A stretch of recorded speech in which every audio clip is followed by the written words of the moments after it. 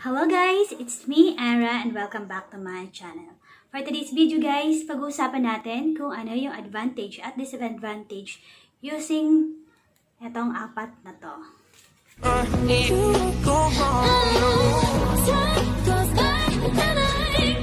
Pero kung bago pa lang po kayo sa akin channel, ay huwag niyo pong kalimutan mag-subscribe at pindutin niyo na rin po yung notification bell dyan sa baba para ma-update po kayo kapag nag-upload po ako ng panibagong videos. So ayan guys, let's start. Ang topic natin today is kung ano nga ba ang advantage at disadvantage using checkbook, cash, ayan, debit card, and credit card. So, ayan guys, start natin sa safety. So, pagdating dito kay cash, ano nga ba yung ano niya? Ang advantage niya, hindi ka mababaon sa utang pag meron kang cash na pambili ng item. Ang disadvantage niya nga lang, pag marami kang dalang pera at yung lugar na pupuntahan mo is crowded, pwede kang ma-hold up, madukutan, mabudol, at kung ano-ano pang pwedeng masamang mangyari using this one. So, ayan. Ito naman tayo kay checkbook. Yung advantage niya using this one ay hindi mo kailangan magdala ng pera.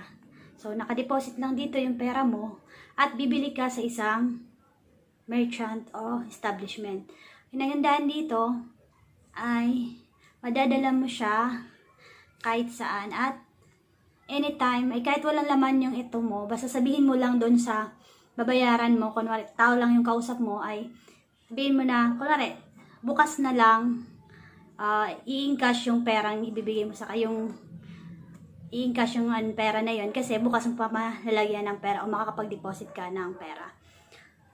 Ang isa pang advantage nito guys ay kung kunwari ay may maniningil sa'yo at nandun ka sa bahay mo o sa tindahan mo, tapos wala kang hawak na pera, may maniningil sa'yo, so pwede ka na lang mag-issue ng cheque kung wala kang on-hand na pera. So, napaka-easy at convenient kapag meron kang ganito at meron sa'yong maniningil. So, ayan. Subalit, ang kanyang disadvantage ay, kunwari ay pumunta ka sa isang lugar at may bibilhin ka, tapos wala kang dalang pera. Yung iba kasi guys na establishment ay hindi nag-accept ng cheque. So, yun yung disadvantage lang nito. Ayan, dito naman tayo sa debit card. So, sa debit card naman, pagdating sa safety ay nakadepende na yon sa'yo. Kasi, if ever, ganito yung sitwasyon.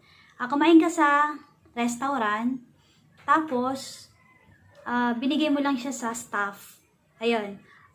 Yun ang isa sa mga delikadong gawin kasi pwede nila itong scheming tawag doon.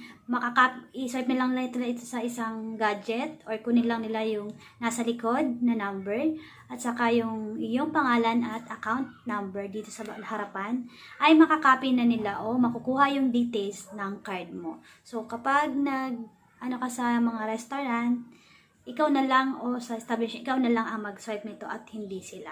So ayan, for safety purpose.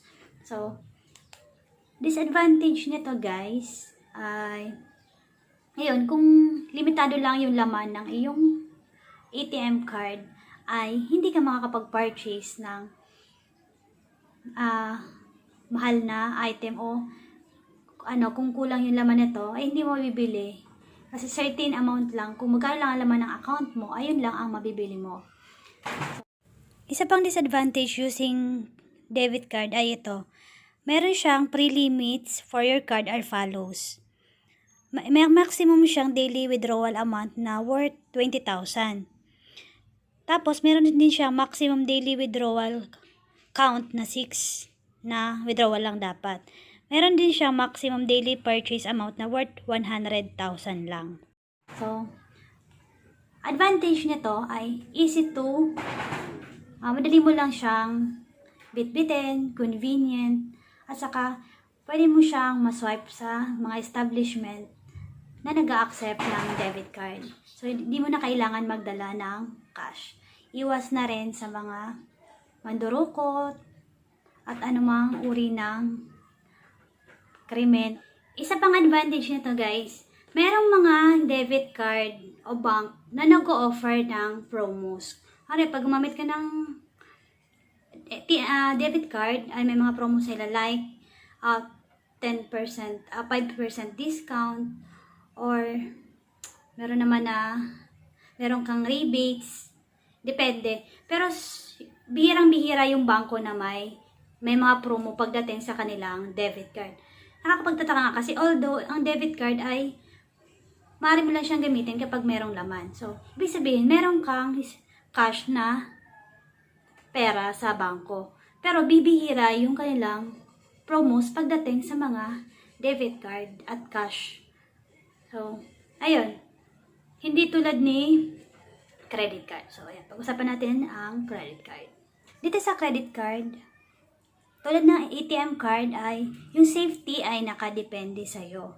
So, yun nga, sabi ko, yung pagdating dun sa paggamit, kunwari, ipapadala mo lang siya sa staff or saan man yun na staff ng kung anong establishment, ay hindi yun safe. So, dapat ikaw talaga yung mag-swipe o mag-tap doon sa terminal. So, ayun. Ang advantage nito, ang dami para sa akin. Convenient siyang dalhin. Hindi mo na rin kailangan magdala ng cash. Makaka-purchase ka ng kahit wala kang pera. At the same time, yung bibilhin mong item ay magagawa mong installment. Medyo matagal yung terms ng pagbabayad. At saka, eto, compare kay cash and checkbook, meron siyang mga promos. Meron siyang rewards point, may mga e-gift, cashback, travel rewards, rebates, at kung ano-ano pang rewards at promos na mayroon sila. Depende kung anong card ang iyong gagamitin.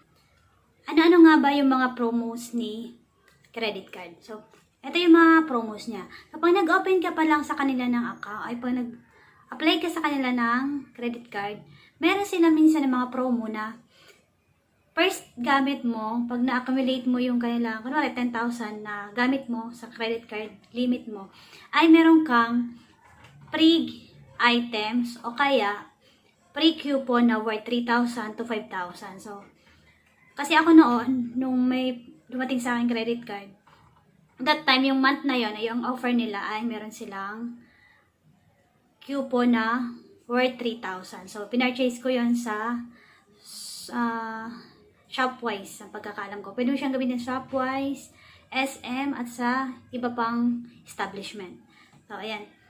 Meron din naman siyang nagandahan dito, unlike kay checkbook sa kay credit, debit card, meron siyang earning points. So, kada purchase mo, kunwari ng 2,000, meron kang 2 points. So, ayun, naiipon yun at pwede mong gamitin. Pwede mong gawing i-less mo dun sa yung bill. Pwede rin mong reward na kung ano man yung gusto mo, pwedeng travel. So, ayun, marami siyang pwedeng paggamitan ng points na yon. Tapos, ang next naman niya, meron din siyang rebates. Yung rebates na yun, kunwari, may pinurchase ka, tapos may certain rebates yon na ibibigay sa'yo. So, nakadepende yun kung anong promos nila for the month. At meron din silang cashback. Unlike sa debit card, si credit card ay merong mga cashback. Meron kasing credit card guys na ang rewards niya ay cashback yung nakalagay. Hindi siya e-gift or something. Cashback talaga siya. Ito ay na-offer sa mga dining. So, sa restaurant, pag nagkumain ka sa restaurant, minsan meron silang 5% off. Mga ganun yung cashback niya. At saka, meron din sa mga grocery store. So, kapag nag-grocery ka, may cashback yon na 5%. So, sa ibang purchases mo naman, kapag cashback card ang iyong hawak, ay 0.50% yung cashback. So, malaking bagay compare sa gagamit ka ng cash o debit card. So, ang laki ng diferensya. Although, credit nga yun, pero mas maganda at mas malaki yung kanyang points at rewards. So, ayan. So, ayan. Disadvantage nga lang nito guys, sa paggamit nito, ayun, nakadepende na din sa'yo. Kasi ang disadvantage ito, kung hindi ka marunong magbayad ng iyong utang, ay paniguradong malulubog ka sa utang o kaya naman, ikaw ay makakasuhan kapag hindi mo binayaran yung iyong mga utang sa credit card. So, malaki din ang nito, ang charge fee kapag hindi mo nabayaran on time ang iyong credit due. So, ayun.